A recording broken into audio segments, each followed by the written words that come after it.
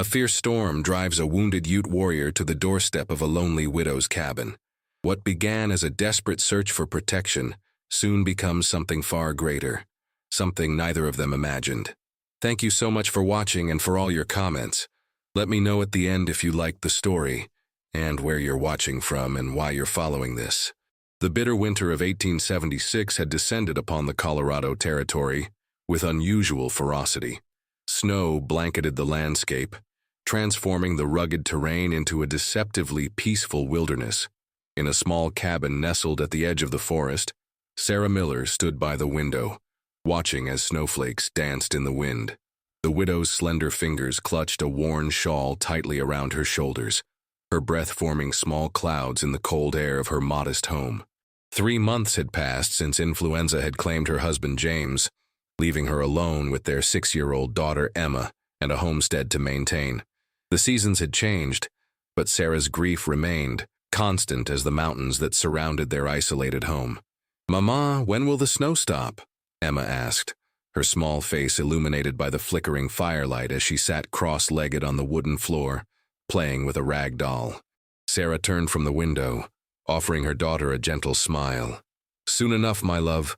The winter always feels longest at its beginning." She moved to add another log to the dwindling fire, mentally calculating their wood supply. If the winter continued this harsh, they might not have enough to last until spring. James would have known what to do. James would have been prepared. "Do you think Papa is cold where he is?" Emma's innocent question pierced Sarah's heart. "No, sweetheart," Sarah replied, sitting beside her daughter and drawing her close. "Papa is somewhere warm and beautiful, watching over us."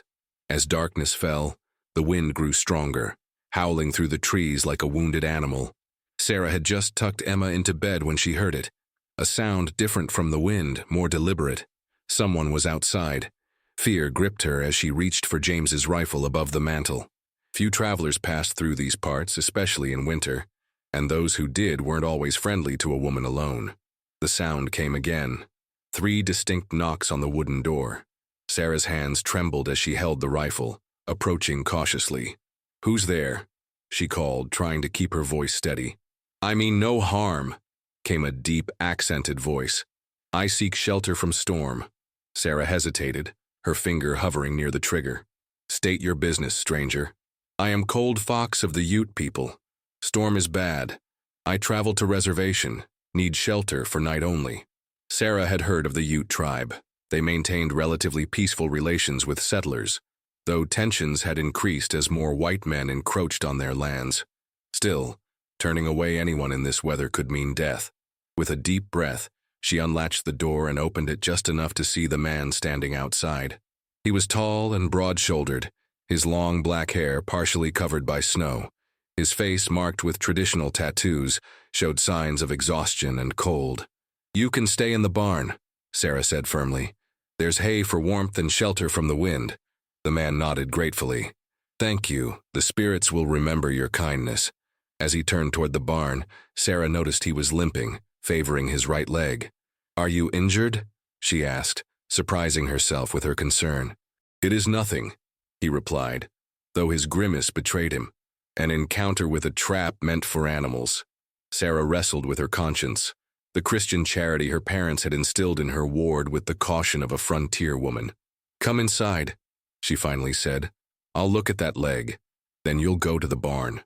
Cold Fox entered cautiously, respectfully removing his snow-covered outer garments.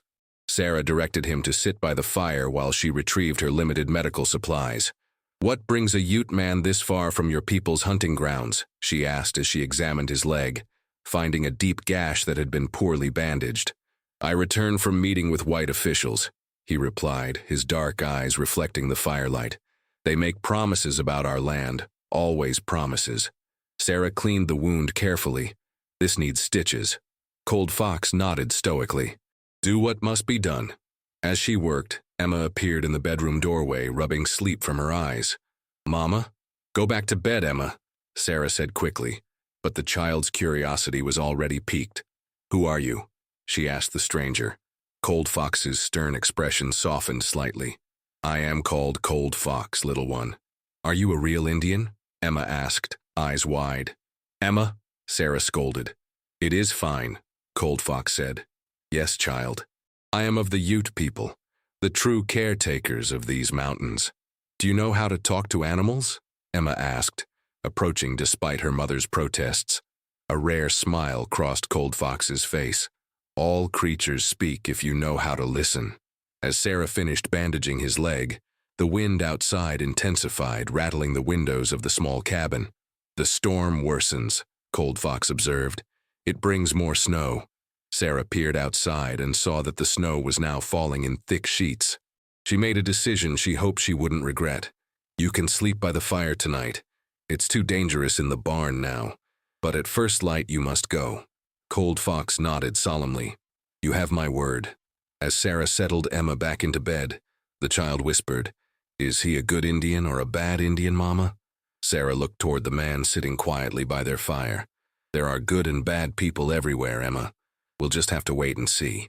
Little did Sarah know that the storm that had brought this stranger to her door would last far longer than anyone could have predicted, forcing together two souls from vastly different worlds in ways neither could have imagined. 3 days had passed, and the blizzard showed no signs of relenting. The world outside the cabin had disappeared beneath a blanket of white, with snowdrifts piling against the walls and windows. The howling wind had become a constant companion, its mournful sound mingling with the crackling of the fire that served as the cabin's beating heart. Despite her initial reservations, Sarah had allowed Cold Fox to remain. There was simply no way anyone could survive in the harsh conditions outside, and even with her wariness, she couldn't sentence another human being to certain death. "The pass will be blocked for weeks," Cold Fox said as he stood by the window watching the relentless snowfall. Not even the mountain goats would attempt such a journey now. Sarah sighed as she kneaded dough for bread, flour dusting her apron. "Our supplies weren't meant to feed 3 through a long winter." "I will not be a burden," Cold Fox replied, turning to face her. "I know these mountains. When the snow stops, I will hunt." Sarah glanced up, skepticism evident in her expression. "In this weather, what could possibly be found? Elk move to lower ground in heavy snow. Rabbits tunnel beneath. There is always food for those who know where to look." His voice carried no boast, only quiet confidence. Over the past days, Cold Fox had proven himself useful. He had split firewood with impressive efficiency, reinforced the barn to protect Sarah's 2 horses and milk cow, and had even fashioned Emma a small wooden toy from scraps in James's workshop. The child had taken an immediate liking to him, peppering him with endless questions about Ute life. "My people tell many stories during the winter moons," Cold Fox explained to Emma as she sat beside him that evening. "It is the time when the world sleeps and dreams." "Can you tell me one?" Emma asked eagerly, her blue eyes wide with anticipation. Cold Fox glanced at Sarah, seeking permission. After a moment's hesitation, she nodded. "I will tell you of Sinawav, the creator, and how the stars came to be in the sky," he began, his deep voice taking on a rhythmic quality that seemed to blend with the wind outside. Sarah continued her work, but found herself drawn into the tale as well. Cold Fox spoke with such vivid imagery that she could almost see the great wolf spirit casting handfuls of sparkling dust into the night sky, creating patterns to guide the people below. When Emma finally dozed off, Sarah gently carried her to their bed. "You have a way with stories," she said when she returned. "Emma's father used to tell her tales before sleep each night. She's missed that." "Stories are the breath of a people," Cold Fox replied. "They keep our ancestors alive." Sarah settled into a chair across from him, studying his face in the firelight. The hard lines seemed softer now, his usually guarded expression more open. "How did you learn to speak English so well?" she asked. "I was taken to a mission school as a boy," he explained, a shadow crossing his features. "They wished to civilize us." Sarah detected the pain beneath his words. "I'm sorry. It was long ago," he said, though his eyes suggested otherwise. "Now I use their language when dealing with white officials about our lands." "And what do these officials say?" Cold Fox's expression hardened. "They speak of treaties while preparing to break them. They talk of peace while bringing more settlers. Your husband's people want what my people have always protected." An uncomfortable silence fell between them. Sarah was acutely aware that she represented exactly what Cold Fox resented: settlers encroaching on native lands. James and I came here to farm, not to wage war, she said finally. We just wanted a place to raise our daughter in peace. And my people wished the same for countless generations before white men arrived, Cold Fox replied, though without malice. The land does not truly belong to any man. We are merely its caretakers for a time. The conversation might have grown tense, but a sudden crash outside interrupted them. Cold Fox was on his feet instantly, moving to the window with surprising agility despite his healing leg. "Wolves," he said, peering into the darkness. "They've broken into your smokehouse." Sarah felt a surge of panic. The smoked meat stored there was essential to their winter survival. Cold Fox grabbed James's rifle from above the mantel. "Stay here." "No," Sarah said firmly, reaching for her shawl. "That's our food. I'm coming with you." Together they ventured into the bitter cold, the wind stealing their breath as they trudged through knee-deep snow toward the small outbuilding. Sarah carried a lantern that cast eerie shadows across the white landscape. As they approached, they could hear growling and the sounds of tearing wood. Cold Fox motioned for Sarah to stay back as he moved forward, rifle raised. 3 gray wolves had torn through the smokehouse door, desperate for food in the harsh winter. When Cold Fox appeared, the largest wolf turned, baring its teeth in a threatening snarl. Sarah watched in astonishment as instead of firing, Cold Fox began to speak in his native tongue, his voice low and respectful. The wolves stopped their ransacking, their yellow eyes fixed on him. Slowly, Cold Fox lowered the rifle and picked up a small portion of the meat, tossing it away from the smokehouse. The wolves hesitated, then followed the offering. Cold Fox continued speaking, tossing another piece further away. When the wolves had been lured a safe distance, he quickly moved to secure what remained in the smokehouse, gesturing for Sarah to help. "What did you say to them?" she asked as they worked hurriedly. "I told them we respect their hunger but must also survive the winter," he replied. "Sometimes a small sacrifice prevents a greater loss." As they returned to the cabin, Sarah carrying what meat they had salvaged, she found herself seeing Cold Fox in a new light.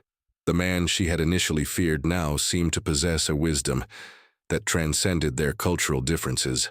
That night, as Cold Fox slept on a pallet near the fire and Emma beside her in the bed they once shared with James, Sarah lay awake, listening to the storm. For the first time since her husband's death, she felt something other than grief and fear. It was a sensation she wasn't ready to name, a warmth that had nothing to do with the fire's glow. Outside, the wolves howled in the distance, their cries melding with the wind in a wild harmony that spoke of the untamed world beyond her walls, a world that Cold Fox understood in ways she never could. A week passed, and the snow finally ceased its relentless assault. The morning dawned clear and blindingly bright, the sun reflecting off the pristine white landscape with such intensity that it hurt the eyes to look directly at it. The temperature remained bitterly cold, but the stillness after the storm's fury felt like a blessing. Sarah woke to find the cabin empty except for Emma, who still slumbered peacefully. Cold Fox's pallet by the fire was neatly folded, his few possessions gone. A momentary panic gripped her had he left without a word. The thought bothered her more than she cared to admit. She pulled on her boots and shawl and stepped outside, her breath forming clouds in the frigid air. That's when she saw him, a dark figure against the whiteness, moving through the deep snow toward the tree line, a makeshift spear in hand. "Cold Fox," she called out, her voice carrying in the still morning air. He turned, raising a hand in greeting before continuing toward the forest. Sarah realized he was making good on his promise to hunt for food. Their supplies, even with careful rationing, wouldn't last more than another month. By midday, Sarah had focused her attention on indoor tasks, mending clothes, teaching Emma her letters, and preserving what food they had left. The sound of the door opening startled her, and she turned to see Cold Fox entering, his face reddened from the cold but wearing an expression of triumph. "The Creator has blessed our hunt," he announced, holding up 2 rabbits and, remarkably, a young deer. "How did you manage in such deep snow?" Sarah asked, genuinely impressed. "The Ute have hunted these mountains through countless winters," he replied simply. "The snow tells stories for those who can read its signs." Together they dressed the animals outside, Cold Fox demonstrating techniques that wasted nothing. He showed Sarah how to use parts she would have discarded. Sinew for thread, bones for tools, hide for patching clothes. My grandmother would approve of your skill, he said, as he watched her nimble fingers work. She always said the measure of respect for life is shown in how completely we use what is taken. Sarah felt an unexpected pride at his compliment. My father taught me to hunt and prepare game, though my mother thought it unladylike. She wanted me to focus on needlepoint and piano. Cold Fox's dark eyes studied her with interest. You are a woman of two worlds like me. I suppose I am, Sarah replied thoughtfully. Too rough for proper society, too civilized for the frontier according to some. Those who stand between worlds can see both clearly, Cold Fox said. It is a strength, not a weakness. As they worked side by side, Sarah found herself sharing stories of her life before coming west. Her childhood in Pennsylvania, her courtship with James, their dreams of building something of their own away from the crowded cities of the East. Cold Fox listened attentively, occasionally asking questions that revealed his curiosity about her world. In turn, he spoke of his people's traditions, their connection to the land, and the increasing pressure as white settlers pushed into their territory. The government speaks of a new reservation far from here, he said, his voice heavy with concern. They wish to move all Ute people to desert land where nothing grows. That seems cruel, Sarah said, genuinely troubled. This has been your home for generations. They fear what they do not understand, and desire what they do not possess, Cold Fox replied. It is the way of your people, not all of us, Sarah said softly. Their eyes met briefly, and something unspoken passed between them, a recognition of shared humanity that transcended their different backgrounds.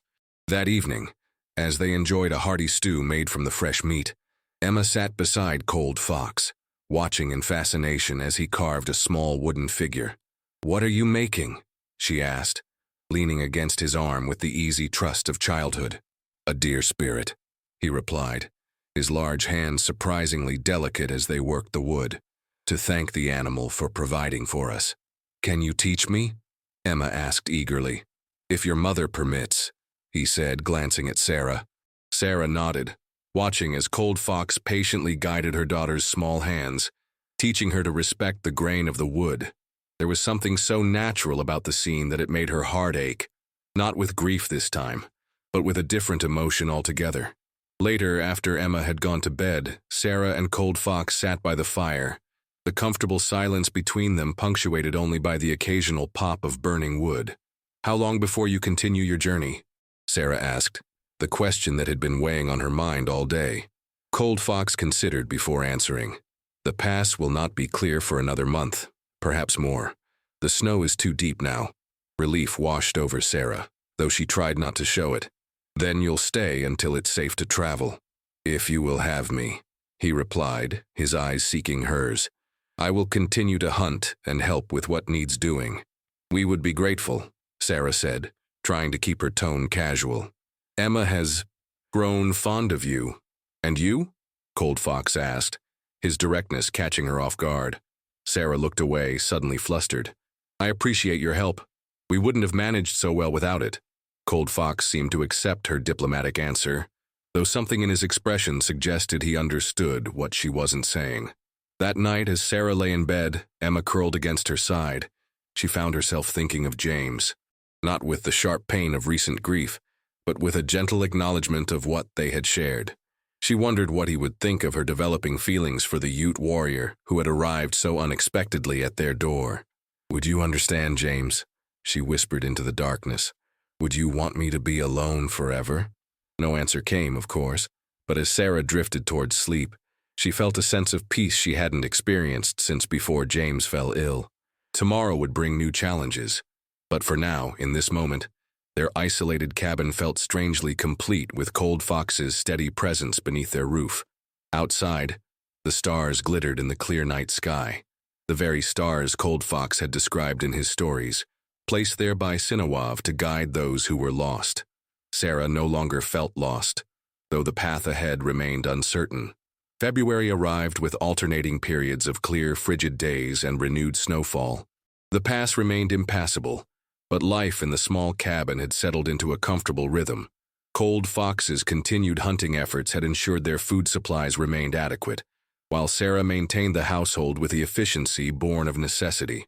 Emma had blossomed in Cold Fox's presence, eagerly absorbing the stories and skills he shared. He had taught her to identify animal tracks in the snow, to carve simple wooden figures, and to speak several words in the Ute language. Sarah watched their growing bond with a mixture of happiness and trepidation, knowing that eventually, Cold Fox would continue his journey. On a particularly clear morning, Sarah stood outside the cabin, breathing in the crisp air. The sun had just crested the mountain peaks, bathing the snow-covered landscape in golden light. She heard the crunch of footsteps behind her and turned to find Cold Fox approaching, his dark figure striking against the white backdrop. "It will be a good day for checking the traps," he said, coming to stand beside her. Sarah nodded, gazing out at the vast wilderness. "The beauty here still takes my breath away, even after 3 years. My people believe the mountains hold the spirits of our ancestors," Cold Fox replied. "That is why they reach toward the sky, trying to touch the next world." Sarah found herself studying his profile, the strong line of his jaw, the proud set of his features. Over the weeks, she had come to see beyond the cultural differences that had initially made her wary. She saw now a man of honor, intelligence, and surprising gentleness. "Would you show me how to set the traps today?" she asked. "I should know how for when." She didn't finish the sentence. Cold Fox turned to face her fully. "For when I am gone." "Yes," Sarah admitted quietly. "I will teach you," he said. "You are a quick learner." After ensuring Emma was occupied with her lessons indoors, they set out together, following a path Cold Fox had maintained through the deep snow. The forest was eerily silent, the usual woodland sounds muffled by the snow's thick blanket. As they walked, Sarah gathered her courage to ask a question that had been on her mind. "What awaits you when you reach the reservation?" Cold Fox's expression darkened slightly. "Uncertainty. The white government speaks of moving all Ute people further west, away from these mountains. I went to Denver to speak against this plan. And were you heard?" "They listened with their ears but not their hearts," he replied. "They see only land to be claimed, resources to be taken." Sarah felt a pang of guilt, knowing she was part of the settler wave that had disrupted his people's way of life. "I'm sorry. It doesn't seem right. The world changes like the seasons," Cold Fox said philosophically. "We must adapt or perish. My father resisted change and died in battle. I choose to find a way for my people to survive." They reached a small clearing where Cold Fox had set several traps. He showed Sarah how to check them, reset them, and place them strategically based on animal patterns. His hands, strong yet gentle, guided hers through the motions. "You have lived alone since your husband's passing," Cold Fox observed as they worked. "It is a difficult path for anyone, more so with a child to raise." "I've managed," Sarah said, though her voice lacked conviction. "Yes," Cold Fox agreed. "You are strong, but even the strongest oak needs good soil to grow." Sarah understood his meaning. "Are you suggesting I should not be alone?" Cold Fox met her gaze steadily. "I suggest only that all beings need connection to truly thrive." The air between them seemed to change, charged with unspoken feelings. Sarah looked away first, focusing intently on the trap in her hands. "We should check the western line before returning," she said, her voice slightly unsteady. As they moved deeper into the forest, the wind began to pick up, bringing with it the scent of approaching snow. Cold Fox glanced at the sky with concern. "The weather turns quickly. We should return to the cabin." They had just started back when the crack of a rifle shot echoed through the trees. Cold Fox instinctively pulled Sarah behind a large pine, his body shielding hers. "Hunters," Sarah whispered, her heart racing. Cold Fox shook his head, his expression grim. "Too early in the year for white hunters. Stay here." Before she could protest, he moved silently through the trees, blending into the shadows with practiced ease. Sarah pressed herself against the rough bark, straining to hear over the growing wind. Minutes passed like hours until Cold Fox returned, his face etched with concern. 3 men, trappers by their look. They have made camp 2 miles east. Trappers shouldn't be a threat, Sarah reasoned, though uncertainty colored her voice. These men have whiskey and Winchester rifles, Cold Fox replied, and they would not welcome the sight of a Ute warrior. They hurried back to the cabin, the earlier tranquility of the day shattered. Sarah's mind raced with worry. Trappers sometimes harbored deep prejudices against native people, and the isolation that had protected them could now become dangerous. When they reached the cabin, Emma ran to greet them, oblivious to their concern. "Did you catch anything in your traps?" "Not today, little one," Cold Fox said, managing a smile for the child's benefit. The animals were too clever. That evening, as Emma slept, Sarah and Cold Fox spoke in hushed tones by the fire. "You should leave before they discover you're here," Sarah urged, though the suggestion pained her. The pass to the south might be navigable now. Cold Fox's expression was resolute. "I will not leave you and the child unprotected." "I've dealt with trappers before," Sarah insisted. "They'll likely move on once they've checked their lines." "And if they do not?" Cold Fox challenged. "If they come here and find a woman and child alone?" The unspoken danger hung in the air between them. They both knew stories of frontier violence, of vulnerable homesteads and unscrupulous men. "Then what do you suggest?" Sarah asked finally. Cold Fox was silent for a long moment, the firelight casting dramatic shadows across his face. "There is another path, though you may not wish to consider it." "Tell me," Sarah said. "Among my people, when a woman loses her husband, sometimes a brother or cousin will step forward to provide and protect," he explained carefully. "Not as a replacement, but as a continuation of family bonds." Sarah's breath caught as she understood his meaning. "Are you suggesting—" "I offer to stay," Cold Fox said simply. "Not just until spring, but beyond.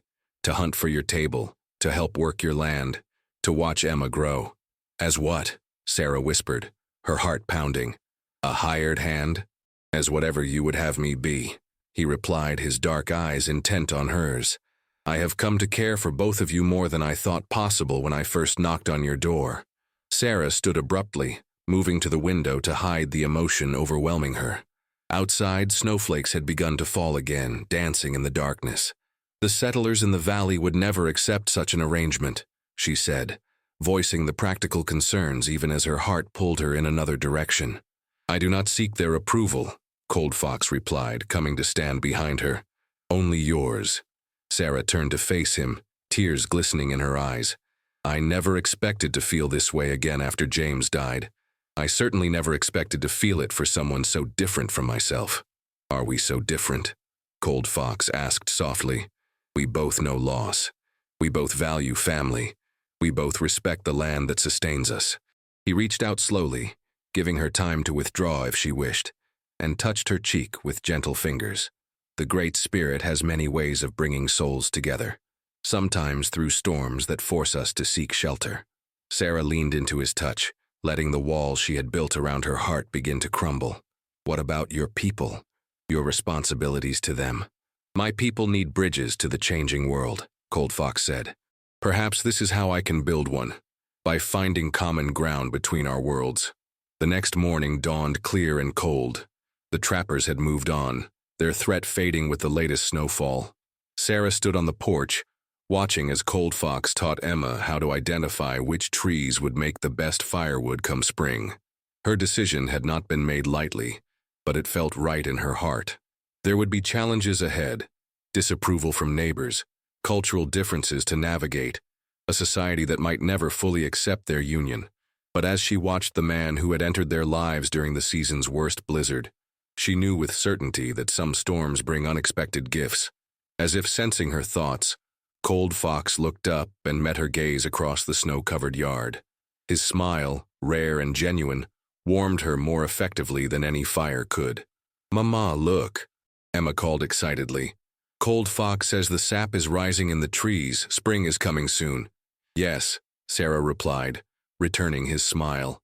"Spring is coming, and with it would come new beginnings, green shoots pushing through melting snow, and the promise of a future none of them could have imagined when winter first descended upon their mountain home." Cold Fox moved toward her, his footsteps leaving a clear path in the snow, a path that led directly to her, to their shared future, to the life they would build together between two worlds.